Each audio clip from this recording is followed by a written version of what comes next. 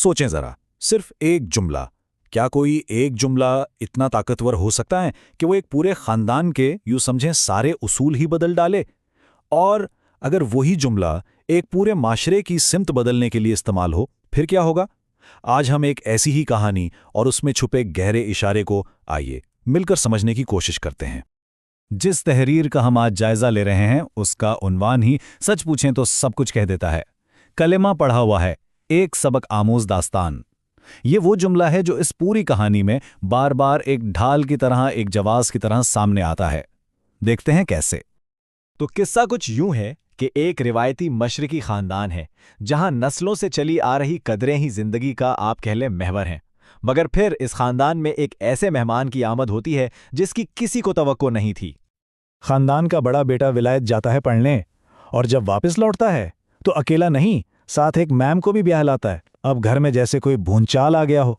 हर कोई इस नई नवेली दुल्हन को देखने के लिए उमड़ पड़ता है।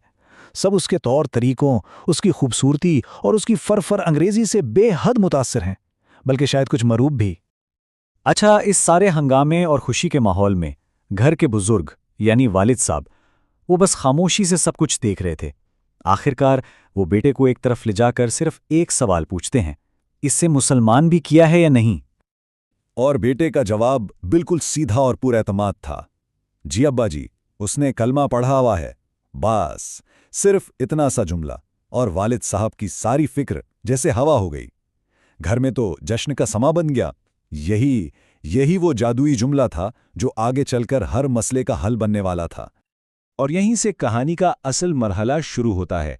अब ये जुमला सिर्फ एक इत्तला नहीं रहता, बल्कि एक ऐसा हथियार बन जाता है जो घर में आने वाली हर नई तब्दीली को जायज़ करार देता है।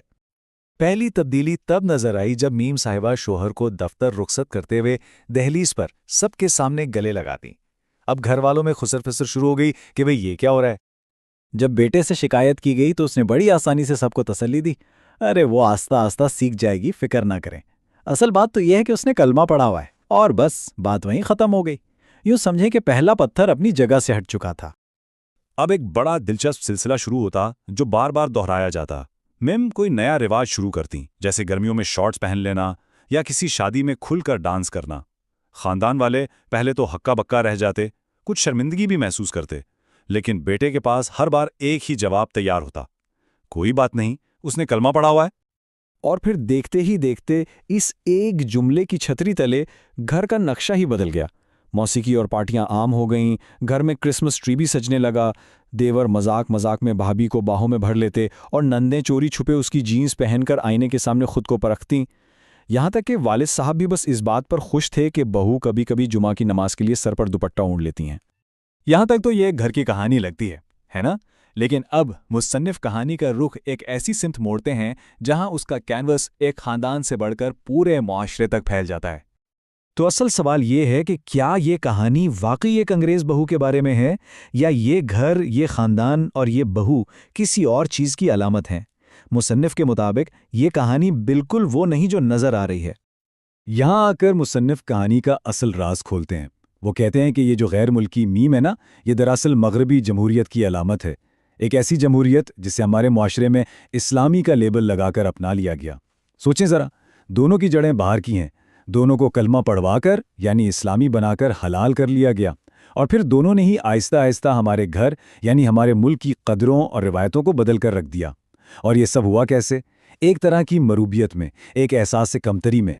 मुसन्निफ का तर्क यह है कि इस इस्लामी जमहूरियत के नाम पर मुल्की आइन और रिवायात को पामाल किया गया, मगर कौम मुतमईन रही। क्यों? क्योंकि उसने कलमा पढ़ा हुआ है। इस निज़ाम ने आमरों और जालिमों के लिए इख्तिदार के दरवाजे खोले, लेकिन इसे कबूल कर लिया गया। क्यों? क्योंकि उसने कलमा पढ़ा हुआ है। गैर मुल्की नज़रियात और सकाफ़त को इसी एक जवाज़ की बुनियाद पर हमारे माशरे में राइज कर दिया गया। इस सारी तमसील को बयान करने के बाद मुसन्निफ हमें एक बहुत संजीदा और आखिरी चेतावनी की तरफ लाते हैं। वो पूछते हैं कि अच्छा, इस रास्ते का अंजाम क्या होगा?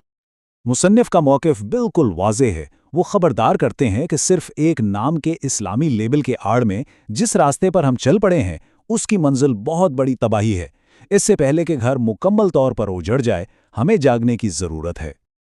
और आखिर में मुसन्निफ एक ऐसा जुमला लिखते हैं जो सीधा दिल पर लगता है, वरना हमने भी बस कलमा ही पढ़ा हुआ है।